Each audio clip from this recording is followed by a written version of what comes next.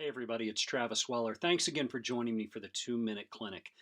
I really appreciate the messages I received regarding the Anatomy of a Festival program that I did in episode 3, and several of you asked the question, what about repertoire selection for the entire year? So I want to take just a few minutes and walk you through a process that I used that focused on only 3 concepts. The first concept is tonality and looking at major, minor, and modal tonalities. The second area that I would examine with pieces would simply be tempo, faster tempos, slower tempos. The final area that I would examine with pieces would be pieces that are duple based and pieces that are triple based. And this little process I want to walk you through, it helped me because it kept me from picking a program that had too much of one specific area and shed a lot of variety onto the music that I would share with the ensemble. Taking those concepts, major and minor and modal tonalities, duple meter, triple meter, faster tempo, slower tempo, just concentrating on those 3 areas, I put it into what I call the Repertoire Dartboard. From that dartboard, I would then make my list of rep. And considering what I wanted my students to accomplish at the end of the year based on our curriculum, then I would start thinking about what are possible pieces that help us reach that goal. And so this list when I was in public school teaching would have been a lot longer, but for our purposes now I've only included 12 pieces. Some are a little bit older, some are a little bit newer, but I think they all have a lot to offer young musicians at that grade 7 and 8 level.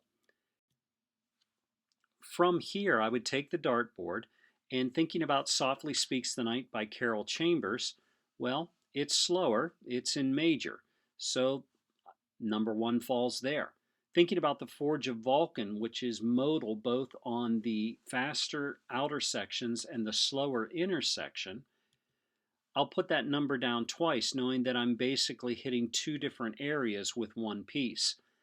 I'd continue down my list, placing pieces where they are most appropriately would fit and based on those concepts that I'm thinking about. So you start to see over the course of this entire list, do I have too many pieces that are at a fast tempo? Do I have too many pieces that are slower?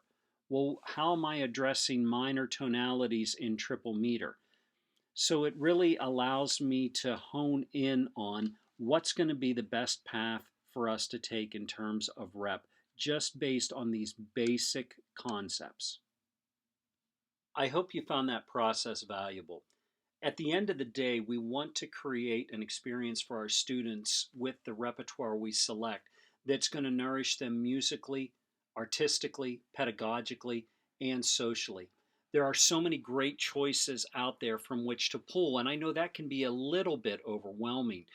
But the reality of it is, if we come back to some of our basic concepts and we seek variety there, we can offer our students a very diverse program that are going to help us achieve the goals that we have for them as musicians.